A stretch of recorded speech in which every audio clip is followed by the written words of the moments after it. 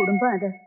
അച്ചുവേട്ടന്റെ ഭാര്യ മരിച്ച പിന്നെ ആ വീട്ടിലെ എല്ലാ ഐശ്വര്യങ്ങളും പോയി. വിഷമപ്പെടുത്തുന്ന ഒരു കാര്യവും അച്ചുവേട്ടനെ അറിയിക്കരുതെന്നാണ് ഡോക്ടർ പ്രത്യേകം പറഞ്ഞിരിക്കുന്നത്. അതെങ്ങനെ നടക്കാനാ? അവിടെ ഉണ്ടല്ലോ കാലന്മാർ കുറെ എണ്ണം. അച്ചുവേട്ടൻ എന്തെങ്കിലും സംഭവിച്ചാൽ അതിന് കാരണക്കാർ അവന്മാർ തന്നെയായിരിക്കും. എന്റെ ദൈവങ്ങളെ, അങ്ങനെ ഒന്നും സംഭവിക്കാതിരിക്കട്ടെ.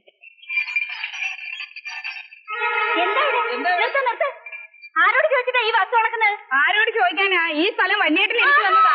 ഞാൻ കെട്ടുമ്പോ ഈ തെക്കപ്പുറം എനിക്ക് തരാമെന്ന് അളിയൻ വാക്കുന്നതാ. തന്നെ കുഴിച്ചിടാനോ? രണ്ട് പൊട്ടിക്ക് മനുഷ്യ.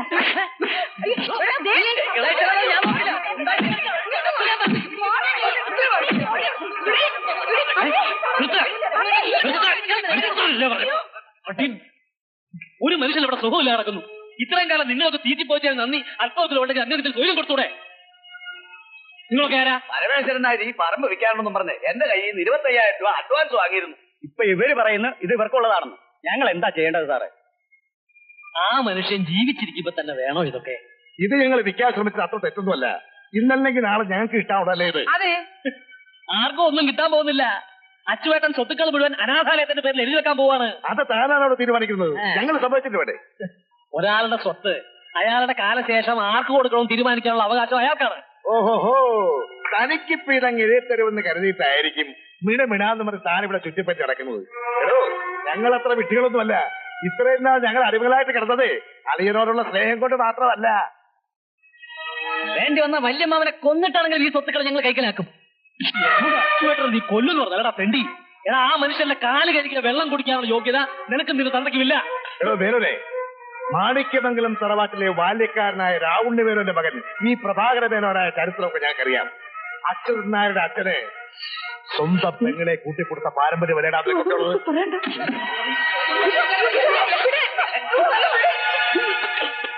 പരമേശ്വര, നീ കൈവച്ചത് ആരെയെന്നറിയാവോ? എന്നെയാ. എന്നെ എന്റെ പെങ്ങടെ കഴുത്തെ താലി കെട്ടിയവനായിപ്പോയതുകൊണ്ട് എന്നെ ഇപ്പൊ ഞാനൊന്നും ചെയ്യുന്നില്ല. ഇനി ആരെങ്കിലും പ്രഭാകരനെ തൊട്ടാ കൈ ഞാൻ വെട്ടും.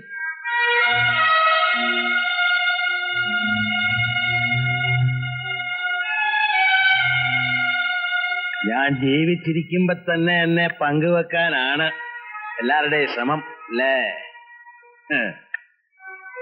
നിങ്ങളെയൊക്കെ തീറ്റി പോറ്റിയ കാലത്തൊരു പട്ടിയെ വളർത്തിയിരുന്നെങ്കില് വാലെങ്കിലും ആട്ടിക്കാണിച്ചെന്നെ. വിക്രമ,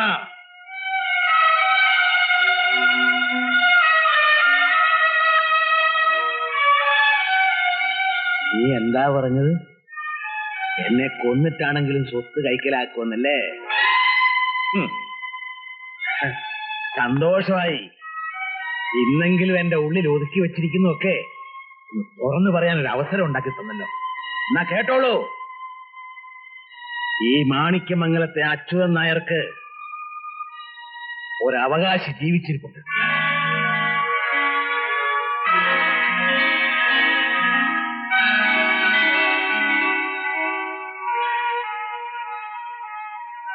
വിവാഹത്തിന് മുൻപ് ഞാൻ ചെയ്തൊരു തെറ്റിന്റെ ഫലം.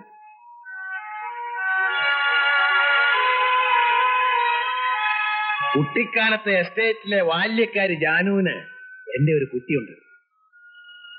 താഴ്ന്ന ജാതിയിൽപ്പെട്ട ഒരു സ്ത്രീയെ വിവാഹം കഴിച്ചുകൊണ്ട് വന്ന തറവാടിന്റെ അന്തസ്സിനും നിങ്ങളുടെയൊക്കെ മാന്യതയ്ക്കും കോട്ടം തട്ടുമല്ലോ എന്ന് കരുതി ഞാനത് രഹസ്യമാക്കി വെച്ചു.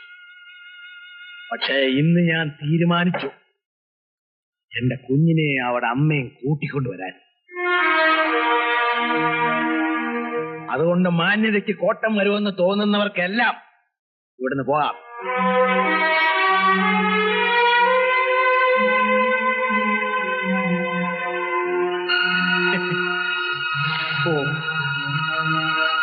നേരാ, പണ്ട് വല്യേട്ടന് ഇങ്ങനൊരു ബന്ധം ഉണ്ടായിരുന്നെന്ന് എസ്റ്റേറ്റിലെ ജോലിക്കാരുടെ ഇടയിൽ ഒരു സംസാരം ഉണ്ടായിരുന്നു. ഒരു കുഞ്ഞുള്ള കാര്യം എനിക്കറിയില്ല. എന്താ ചക്കരപ്പേ, അപ്പൊ സംഗതി നേരാണെന്ന്. വല്യമ്മാവന്റെ മോളുണ്ടെന്ന് കേട്ടപ്പോ ചിരിക്കാ വേണ്ടത്. അയ്യോ, ഇയാൾക്ക് ഇതെന്ത് പറ്റി? കിട്ടില്ല പറഞ്ഞപ്പോ ആ ഷോക്കിൽ ചിലപ്പോ സമനില തെറ്റിയതായിരിക്കും. എന്റെ ഈശ്വര, ഇത് ഭ്രാന്ത് തന്നെയാ. പേടിക്കണ്ടമ്മേ. എന്റെ ജാതകം പരിശോധിച്ച ജോത്സ്യൻ പറഞ്ഞ ഓർമ്മയില്ലേ? 48 വയസ്സ് കഴിഞ്ഞാൽ ഏത് നിമിഷവും അച്ഛനൊരു ഭ്രാന്തനായി മാറാൻ സാധ്യതയുണ്ടെന്നും നമുക്ക് പിന്നെ വച്ചടി കയറ്റമാണെന്നും നമുക്ക് നല്ല കാലം തുടങ്ങിയമ്മേ. നിന്റെ വെല്ലിയേട്ടന് ദൈവം കൊടുത്തത് മോളാ. ആ പെൺകുട്ടി ഇവന്റെ ആരാ? സിസ്റ്റർ. അല്ല, ഉറപ്പുണ്ട്. അവളേക്ക് വന്നു കഴിഞ്ഞാൽ നീ വെല്ലിയേട്ടനെ സോപ്പിട്ട് പിടിച്ച് ഈ കല്യാണം നമുക്ക് നടത്തണം.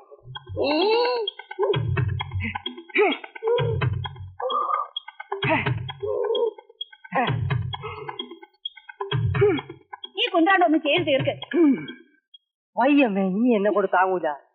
50 എണ്ണം എടുക്കണം. മതി സുഭദ്രേ, അവന്റെ ശരീരത്തിൽ ആകെപ്പാടെ എല്ലുകൾ മാത്രമേ ഉള്ളൂ.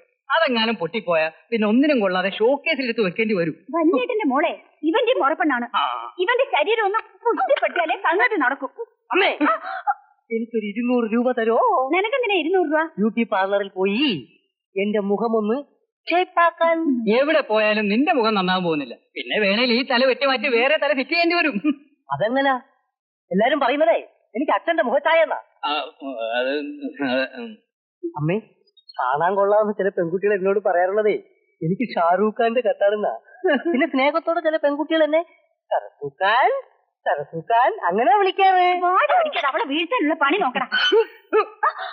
അവളൊന്നിങ്ങി വന്നോട്ടെ, വീഴ്ത്തുന്ന കാര്യം ഞാൻ. നീ വിശ്വസിച്ചാലും വിശ്വസിച്ചില്ലെങ്കിലും ഞാൻ പറഞ്ഞത് നേരാ. അവരെ കളിപ്പിക്കാൻ വേണ്ടി ചേട്ടനൊരു കെട്ടുകഥ പറഞ്ഞതാണെന്ന് ഞാൻ വിചാരിച്ചു. അല്ല, ഇത്രയും കാലം എന്റെ മനസ്സിൽ കിടന്ന് വീങ്ങിപ്പൊട്ടിയ ഒരു സത്യം. അച്ചുവേട്ടൻ എന്നോട് ഒരു വാക്ക് പോലും പറഞ്ഞു. നിന്നോടെന്നല്ല, മറ്റു പലരോടും ഞാനിത് പറഞ്ഞിട്ടില്ല. പണ്ട് ബിസിനസ് ആവശ്യത്തിനാണെന്നും പറഞ്ഞ് പലപ്പോഴും ഞാൻ പൊയ്ക്കൊണ്ടിരുന്നത് ജാനുവിനെ മോളെയും കാണാൻ വേണ്ടിട്ടാ. ഒരിക്കൽ അവളെ അച്ഛൻ എന്നോട് പറഞ്ഞു, ഒരു സന്ദർശകനെ അല്ല എന്റെ മോക്ക് ആവശ്യം, ഭാര്യയായിട്ട് സ്വീകരിച്ച് കൂട്ടിക്കൊണ്ടുപോകാൻ തയ്യാറല്ലെങ്കിൽ മേലിൽ പടി കടക്കരുതെന്ന്. അത് കേട്ടിട്ടും ജാനു മൗനം പാലിച്ചു, ഒരു വാക്ക് പോലും പറഞ്ഞില്ല. അപ്പൊ എനിക്ക് വാശിയായി. പിന്നെ ഞാൻ അങ്ങോട്ട് പോയിട്ടില്ല. ചേട്ടത്തിക്ക് ഈ കഥകളൊക്കെ അറിയാമായിരുന്നോ? രാജേശ്വരിയോട് ഞാനിത് പറഞ്ഞിട്ടില്ല. ഒരുപക്ഷെ ജാനുവിനോട് ഞാൻ ചെയ്ത ദ്രോഹത്തിന്റെ ഫലമായിരിക്കാം പിന്നീട് ഒരു കുഞ്ഞിനെ പോലും ദൈവം എനിക്ക് തരാതിരുന്നത്. പ്രഭാകരൻ എനിക്കൊരു ഉപകാരം ചെയ്യുമോ? എന്താ ഏട്ടാ? എന്റെ ജാനുവിനെ മോളെയും എനിക്ക് ഇവിടെ കൊണ്ട് താമസിപ്പിക്കണം. എന്നാലേ ഞാൻ അവരോട് ചെയ്ത തെറ്റിന്റെ ഒരു പ്രായച്ചിത്തമാകൂ. മനസ്സിലായി. ചേട്ടൻ ഒരു ഭാര്യയും കുട്ടിയും ഉണ്ടാവുക എന്ന് പറഞ്ഞാൽ അതിലേറ്റവും കൂടുതൽ സന്തോഷിക്കുന്നത് ഞാനാണ്. അവരെവിടെ ഉണ്ടെങ്കിലും ഞാൻ അവരെ കൂട്ടിക്കൊണ്ടുവരും, നാളെ തന്നെ.